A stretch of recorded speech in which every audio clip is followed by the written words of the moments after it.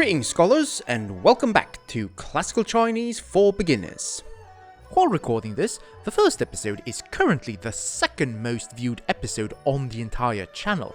I truly couldn't have done it without you guys, and thank you all for your lovely comments, especially the ones offering corrections and constructive criticism. There are a couple of these I wish to highlight. Firstly, it was kindly pointed out to me by this person that I used the wrong Vietnamese reading for the character Burn, so here is the updated version. They also very kindly gave me a full version of the TCC with standard Viet readings and Chu Nom translation.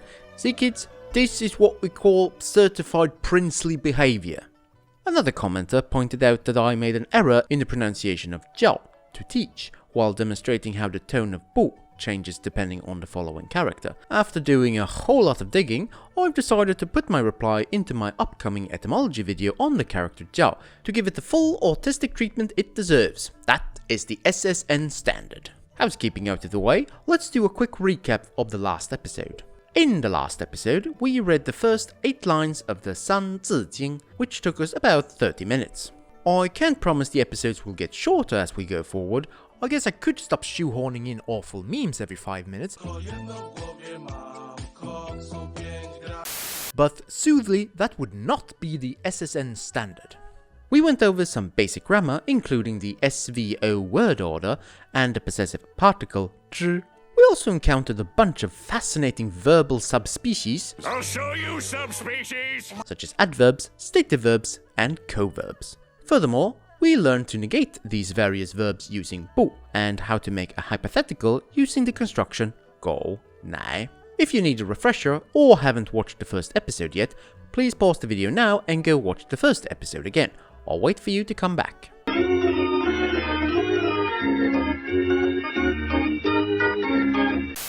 Now that we're all caught up, let's get on with episode 2.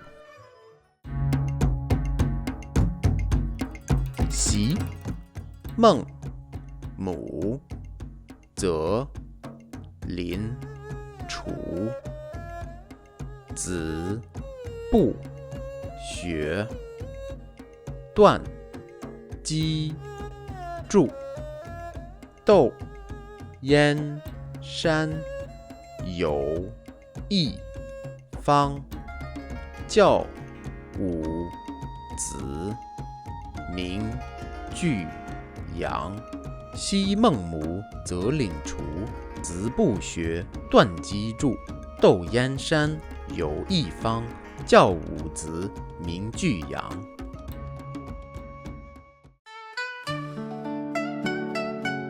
Xi, formerly foretide, days of yore, in the old days, long ago. Xi is made up of an old character for mischance or great woe, zai, showing the roaring waves of a great flood, over san, zhi, which indicates time. The time of the flood, that is, the olden days, or a long time ago. Like every other culture that grew up next to a river, China has a flood myth, set in the far days of yore. Indeed, it has 2 of them, seeing that the Yellow River has anger management issues. Zai also gives the reading. Meng, older sibling, eldest brother, also a family name, notably the family name of the philosopher Mengzi, from zi, child, and min, a bowl, because the oldest sibling always gets the biggest bowl of rice. That's just how things are. While the root meaning is eldest sibling, the word later came to be used as a family name. Mu, mother, motherly. This character comes from Nu, a pictogram of a woman, modified with prominent, some might say lactating, nipples. Safe to say, our boy Cangjie, the man who first fangled Chinese writing, understood the assignment. I'll give you all a moment to get the mummy milkers brain rot memes out of your system ere we keep going. All done? Let's continue. Meng Mu, the mother of Mengzi, or Mencius' mum. Nerd note! This is more of a title than an actual name. Compare it with Mary's title as the mother of Jesus in the Bible. We'll see more of Mencius' mom in the commentary section. No, not in that way, not in that way. Ze, to choose, pick, whale. From shou, hand, and yi, to check. You choose something after checking all the available options. Yi, also gives the sound, but we'd need a full etymology episode to explain how, so just trust me on this. Lin, neighbor, neighboring, from the city-state radical E on the right, and Lin, will-o'-the-wisp, as the spooky sound component on the left. Seeing how the Ghostbusters wouldn't be a thing for another 2000 years, we can tell by this character that there was something strange in everyone's neighborhood. Chu, to live, dwell. This character shows a man, Ren, sitting on a bench, Ji, under a tiger's head, Hu. If you don't have a badass hunting trophy on the wall, can you even call that living? Hu is also used for its sound. Nerd note! Sometimes you will see this character without the tiger's head, not to be confused with the simplified version. The meaning doesn't change whatsoever, but you can think of it as the grass eater's choice. Zi, child, offspring. A pictogram of a child wrapped up in a swaddling cloth, with their head and arms exposed. Nerd note! Lore-wise, this character can mean either boy child or girl child, but the ill-named Chinese for choice of spear over distaff children means that this character is more often than not read as son. Furthermore, the character also came to be used as a title of respect, meaning something like the son of a great man, but in English is often translated as master, thus Mengzi means master Meng. Xue, to learn, to study. This is a complex logogram bitwise derived from jiao, to teach, from zi, child, under mian, roof, with a pair of hands, ju, grasping the I Jing trigrams yao. If the character jiao shows a kid sitting in class, the character xue shows our shonen protagonist at home doing his homework. Duan, to break, to cut off, from dao, knife or sword, si, silk, and jin, axe. To cut a length of silk in half with a knife, the axe was tacked on later to make the meaning crystal clear. Ji, loom, machine. From mu, wood. Historically, most looms were made of wood, and ji, tiny, profound, subtle. Although one of mankind's earliest inventions, the loom is quite the intricate piece of machinery. The meaning was later broadened to hold machinery of any kind. Ji also points us to the sound. Zhu, shuttle. Once again from mu, wood, because most shuttles were also made of wood, and yu, to give. When you weave, you throw or pass the shuttle back and forth, giving and returning it. Yu is also used for its sound. Nerd note! Together, ji zhu literally means loom and shuttle, or weaving as a whole.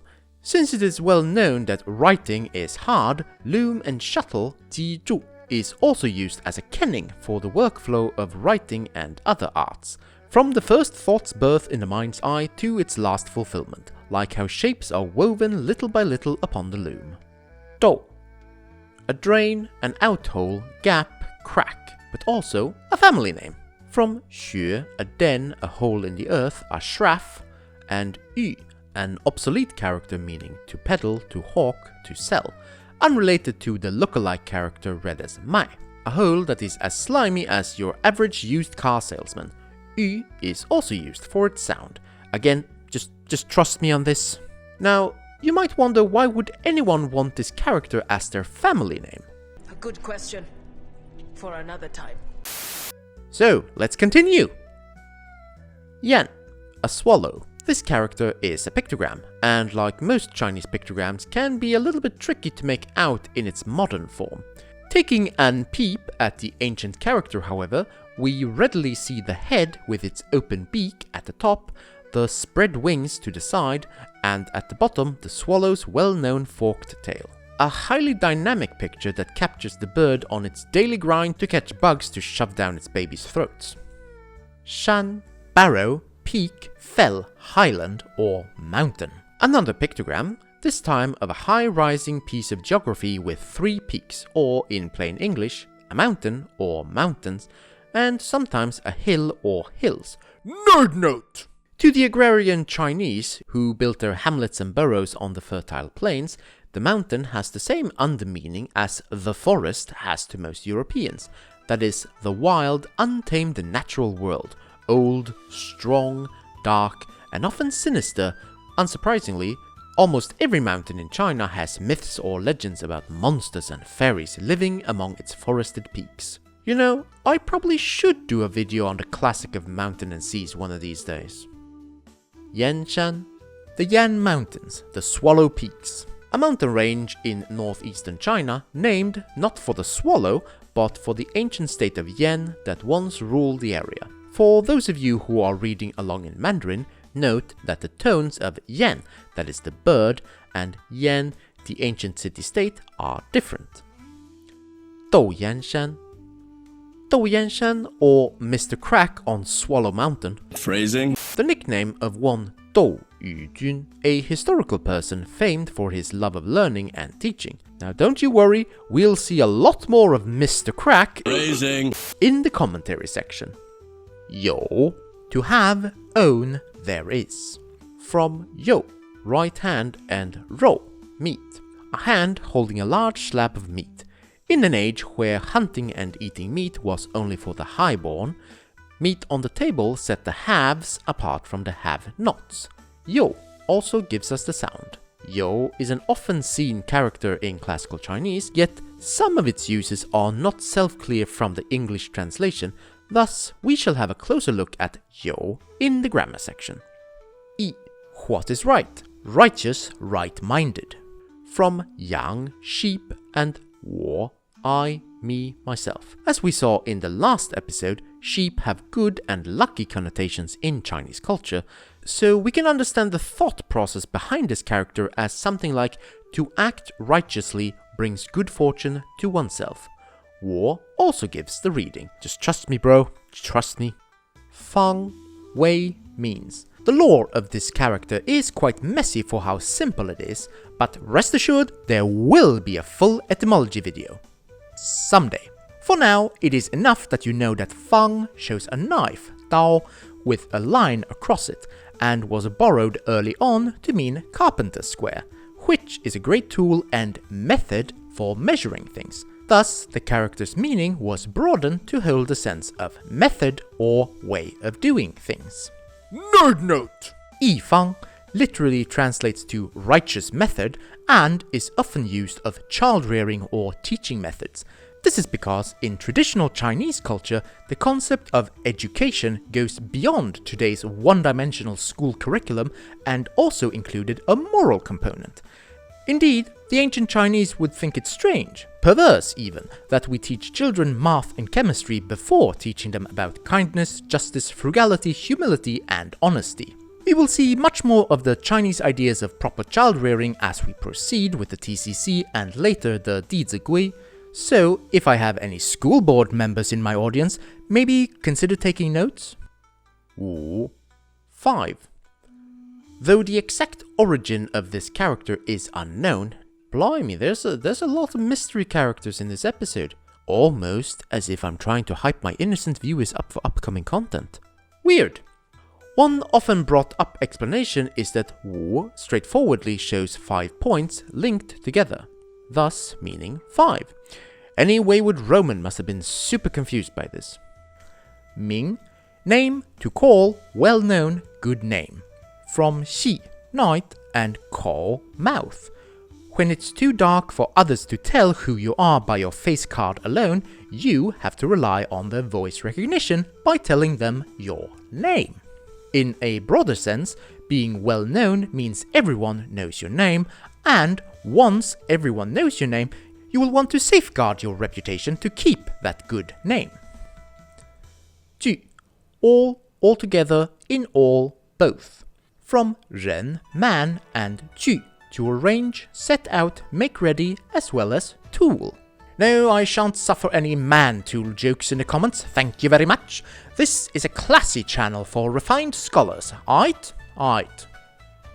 Man-tool. Jokes aside, the character Ji, whence we also get the reading, go figure, shows a pair of hands lifting a Ding, an ancient bronze vessel used to cook and hold food. So, we can understand Ji as you serve the food when all the guests have arrived. Yang, to raise, to lift. From shou, hand, and yang, an ancient character depicting the sun and its rays. To use one's hand to raise something up, like how the sun rises in the morning. Yang also gives the reading. And that's it for today's new word sections. On to the grammar section.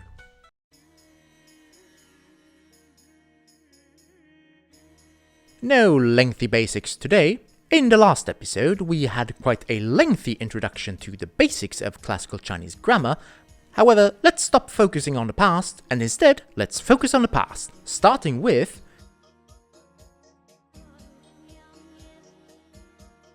the character xi often sits at the very start of a sentence. Some exceptions may apply, the topic half of a topic comment structure, and is used to express that something happened sometime in the past. This sometime can be any when between last night and the dawn of time.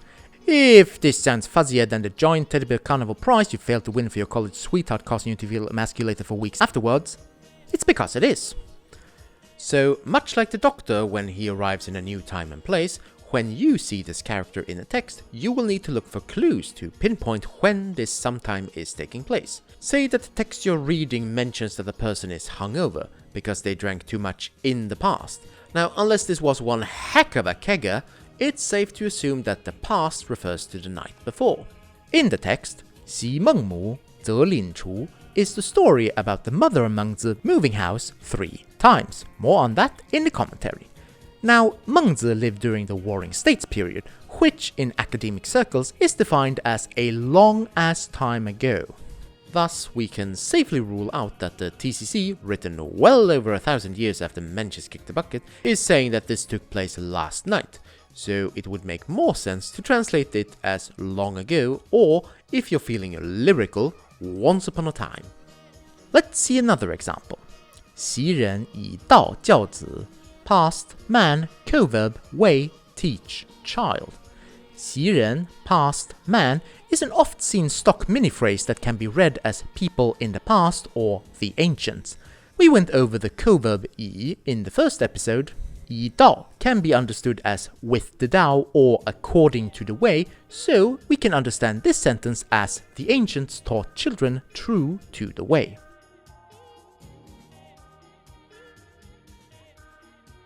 The word 有 means to have, to own, and can be seen as largely equivalent to the English translation. Let's have a look at an example, shall we? 窦燕山有五子 Mr. Crack of Swallow Mountain have 5 child. Since Chinese verbs are uninflected, you must figure out if 有 should be read as have, has, had, or will have from clues in the text.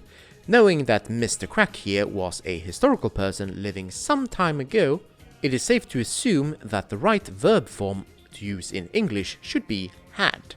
子 should also be understood as sons. We know it's more than one because the text tells us as much with the inclusion of the character 五, 5, and as I brought up in the vocabulary section, more often than not, 子 will be understood as meaning son because daughters don't count. As the saying goes, 一男约有 十女约无 A boy counts as 1, 10 girls count for none. For you see, Shariputra, if the one-child policy had been implemented according to traditional Chinese values, millions of little girls' lives would have been saved. My social credit score thus utterly ruined, let's move on. Bringing up this saying was not only to highlight Marxist wrongs, but also to sneakily introduce an extracurricular character/function word, that being the negative form of 有, that is, 无, to not have, to be without. The TCC's writer, for whatever reason, thought it good not to give this character until the very end, which is certainly one of the writing choices in history. However, in my humble opinion, 无 is a pretty important character to know, and so I shall break my own rule of not introducing characters not shown in the text and give you a quick rundown of this character. Gee, it's only episode 2 and we're already descending into anarchy. Ahem. 无 is the negative form of 有, which means that we do not negate 有 like other verbs using 不, but rather if we want to write that someone does not have something, we would replace 有 in that sentence with its negative form, to wit, 窦燕山无子 This sentence is essentially the inverse of our sample text. Instead of having 5 sons, Dou Yujun now has none. Apart from to have, 有 also means there is someone or something. If you want to write there are sheep on the mountain in classical Chinese, you would write 山有羊, mountain have sheep. Here, 有 does not mean that the mountain somehow owns the sheep, but rather that there be sheep in them there hills. If we switch out 有 with 无, we get 山无羊, or there are no sheep on the fell. Let's see a slightly longer example. 燕山有雪，有人除之. Literally, Swallow Mountains have cave, have man dwell it. In this example, I'll use 有 twice, each with a slightly different meaning. The first one shouldn't be too hard if you've been paying attention. The Swallow Mountains is a place, so 有 ought to be read as there is. And what is there? A cave. Next, like 袭人, the ancients, 有人 is a stock mini-phrase which can be read as there is a man, there are people, or quite often someone, some people, depending on the situation. 处 is a verb, meaning to live or to dwell, and since 之 appears at the very end, it is here used as a pronoun, it, pointing back to the cave in the Swallow Mountains. You will see that even here we can swap 无 for 有. If 有人 means there are people or someone, then 无人 would be read as there is no one in a place or nobody. Note that you can add more information between 有 and 人, like so. 有善学之人名窦宇君. Literally, have, good, to study, possessive, man, name, Dou Yujun. Here, the 3 characters between 有 and 人 are the extra information that tells us what kind of person this some person might be. Now, we've already seen 善 used as a stative verb, good, and as a verb, to be good, but 善 can also be used as an adverb, in which case it means to be good at. In this sentence, modifying the verb 学 to study, 知 turns the whole sentence into a noun phrase, which we can interpret as there is a man who loves to study. This serves as the topic, while the comment then tells us the identity of this studious fellow. Ming would here be understood as a verb, to be called or to be named, thus, this man is named Dou Yujun.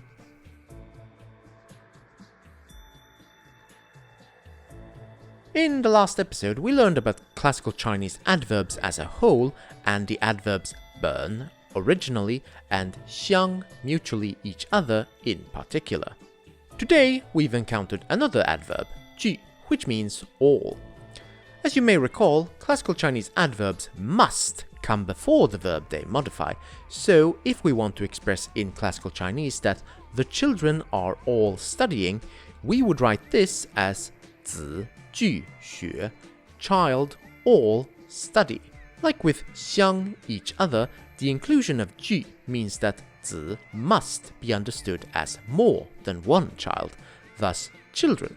Whether you would translate this sentence back into English as all children or the children, that is, a group of children but not every single child ever, would rely on interpretation. Though it is perhaps naive to assume that all children are good at studying, so the children sounds more logical to me. Keep in mind, if 句 refers to only 2 things, it would be read as both, like in the following example. 孟母窦宇君具善教子. Mencius' mother, Dou Yujun, all good teach child, which would perhaps best be read as Mencius' mother and Dou Yujun were both good at teaching their children.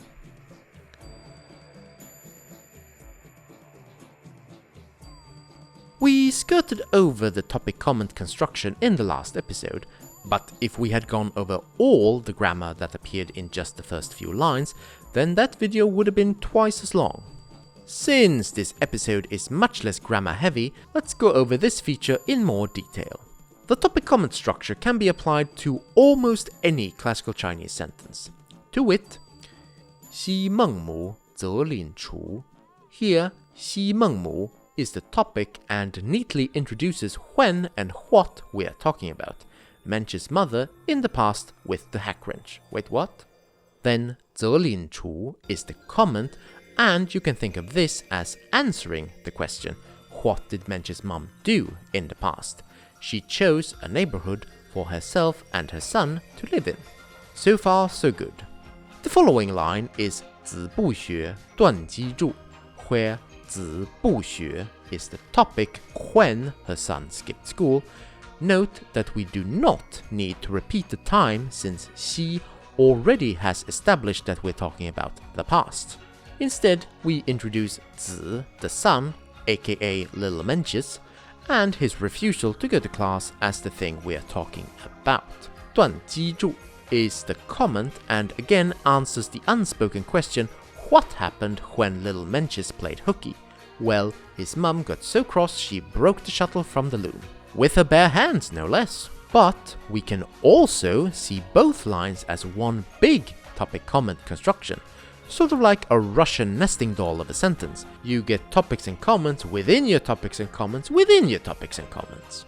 When read together, we can see the first half 西孟母则领除 as the topic and 子不学断机杼 as the comment. Once upon a time, Mencius' mum, known for being picky about living in a good neighborhood, broke the shuttle from the loom when her boy skipped school. Feel free to revisit the first episode and see how many topic comment structures you can find. Today's grammar section has been way less intense than last time, but don't worry, I'll make up for it in the commentary section.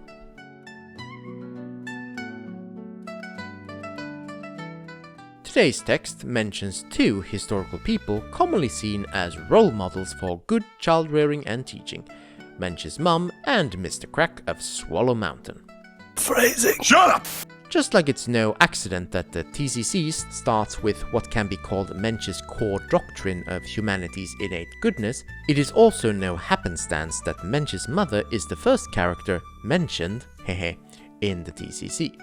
As the mother of the second most important person in Confucianism, Mencius' mum has long held a place of honor within Chinese culture as a paragon of womanly and motherly virtue. Whether or not Mencius' mum also had it going on is of course a topic of intense scholarly debate. The earliest biography of Mengzi's mother is recorded in the biographies of exemplary women Lie Nu Zhuan, written in the Han Dynasty. Despite being a quote-unquote biography, it neglects to mention such trivial details as Mengzi's mother's real name, her date of birth, her date of death, as well as her place of origin. The mother of Mencius was born during the Warring States period. At some point, she married Mencius' father, who is also unnamed in the earliest sources, and had their one and only child together. A bouncing baby boy named Meng Ke, who would later go on to major in philosophy, back when this was still a viable career path. When Meng Ke was very young, his father died under unclear circumstances, or he just went out one day to buy soy milk and got lost on his way back. Either or. While being a single mother in the year of our Lord 2024 is not the easiest lot in life, during the Warring States, you and your child were often thrown out on the street if your husband died. See, in ancient China, when a woman married, she left her birth family and became part of her husband's family. However, if her husband died, her in-laws had no real reason to keep her around, one less mouth to feed, and her birth family also had very little incentive to take her back because, well, like, you sell someone a rice cooker and then they return it broken and now you try to sell it again. I mean, you're not gonna get a good price for that. And you all think that people are worrying way too much about your baggage in today's society.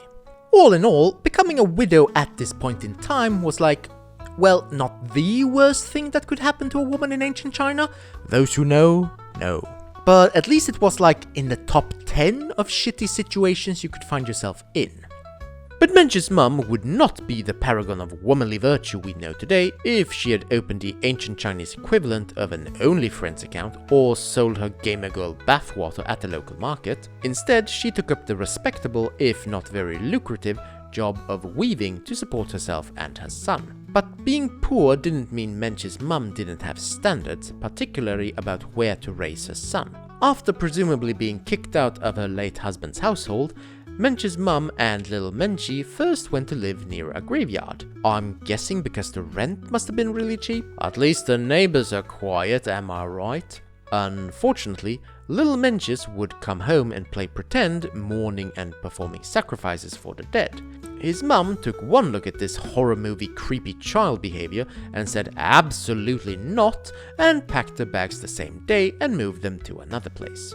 House number 2 was next to a marketplace. Pretty great if you need to run to the shops real quick, but not as peaceful as the last place, that's for sure. There was also another problem, and that is that now little Menci would come home and play at being a greedy street vendor. This was back in the day when merchants were actually considered at the bottom of society's ladder, and Mencius' mum would have none of that in her household. Third time's the charm, and Mencius' mum moved herself and her son to a house that lay next door to a Confucian school. And when little Menci came home practicing non-funerary rites, as well as being nice and polite, his mother knew that she'd finally found the place to raise her family. The story is referenced in the Chinese idioms 孟母择邻 and 孟母三迁, both of which describe parents' efforts to find a good environment to raise their child. The moral of the story is, if your parents weren't willing to move house 3 times just so you could get into an Ivy League school, can you even claim that they loved you? The second episode from Little Mencius' life that we get in the text is that one time Mengke skipped class and his mum lost her shit. The story goes that one day little Mengke went off to school, but the vibes were off, so he snuck out early and went back home. When he came home, he found his mum working on her loom. Menci's mother, who like any mum already knew what was up, said, "You're home early, how was school?" And little Mencius gave her the old Chinese equivalent of, "It was alright, I guess." At which point, Mencius' mum lost her absolute shit, and depending on your source, either took a knife and went Freddy Krueger on the cloth she'd been working on, or, according to another version, that is the one we see in the text, ripped the shuttle from the loom with her bare hands. Little Menci understandably freaked the hell out, not least because his mum just pulled the equivalent of setting her work laptop on fire to prove a point, but also because ancient China did not have child corporal punishment laws. However, instead of giving her son the whoop-ass of a lifetime, Mencius' mother instead gave a lengthy speech on the importance of hard work and diligence, because according to her, skipping class was the same as destroying a piece of cloth halfway. I couldn't find any sources saying that Mengke was standing in a puddle of his own urine at this point, but he certainly took the lesson to heart and never skipped school again. So yeah, Menci's mum was not only a hard-working single mum, she was also the first ever recorded instance of the overly dramatic Chinese tiger mom. Of course, we also see that she was in fact a real softie, because your average tiger mum would 100% have beaten the absolute snot out of that kid with the shuttle afterwards, and then proceed to gaslight them for another 15 years. The second half of today's text talks about Dou Yujun, whose nickname was Dou Yanshan, or Mr. Crack of Swallow Mountain. No, I'm not letting that go. Mr. Crack of Swallow Mountain was a native of what is today the city of Tianjin, near the Swallow Mountains in northeastern China, whence he got his nickname. Mr. Crack Sr. died when Yujun was just a little fisher. Who's writing these biographies anyways? Disney? Little Crack was raised by his mother, and as a young man, he passed the civil service exams and became an official in the final years of the Tang Dynasty. After the Tang Dynasty went belly up, he became a high-ranking civil servant in the later Zhou, which occupied the area during the short but intense 5 dynasties and 10 kingdoms period between the collapse of the Tang Dynasty and the establishment of the Song Dynasty. You see, while in the West, children raised in single-mother households are at a heightened risk for substance abuse, depression, anxiety, and externalizing behaviors and disorders, in ancient China, however, your XY chromosome parent being turned into a hashtag just made you more likely to land a well-paying government job with benefits. Apart from being a successful statesman, Mr. Crack of Swallow Mountain was also a prolific book collector and philanthropist, founding a school while at the same time being known for living a very frugal life. He and his wife, yeah, he had one of those, were childless until Mr. Crack of Swallow Mountain was in his 50s, after which they had 5 sons, one after another. And they say us nerds don't have riz. And because their father was a huge nerd and had 50 years to prepare, all 5 of Mr. Crack of Swallow Mountain's sons would go on to pass the civil service examinations with flying colors. Oh yeah, in traditional Chinese culture, the father was always in charge of educating the children. Hear that, fellas? Better be prepared to help your kids with their college entrance exams. And no, yelling at them does not count. Eventually, Mr. Crack of Swallow Mountain's sons would all become high-ranking officials in the new Song Dynasty government, while Mr. Crack of Swallow Mountain lived well into his 80s before passing away peacefully, secure in the knowledge that he'd single-handedly raised the bar for every dad afterwards. Unsurprisingly, Mr. Crack of Swallow Mountain's plentiful and successful progeny meant that they became a popular motif in Chinese art, known as Wu Zi Deng Ke.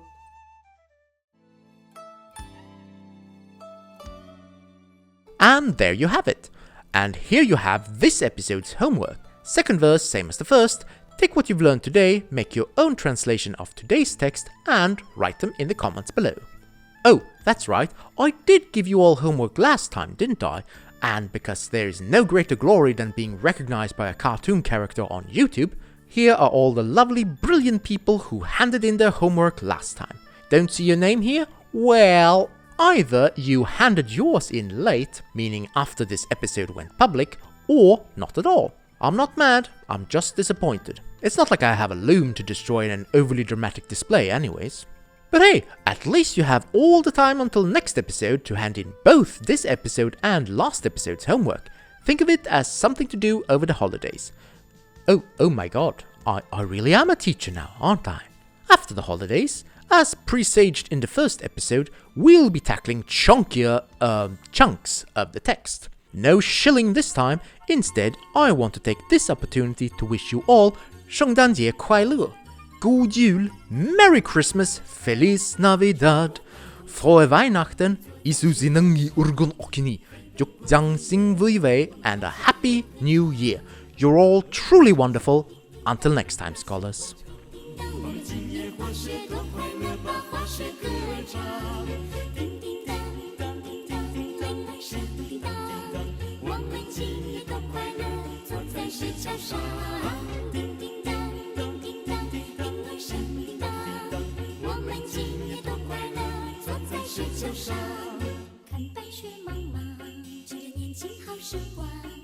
My god, I really am a teacher now, aren't I?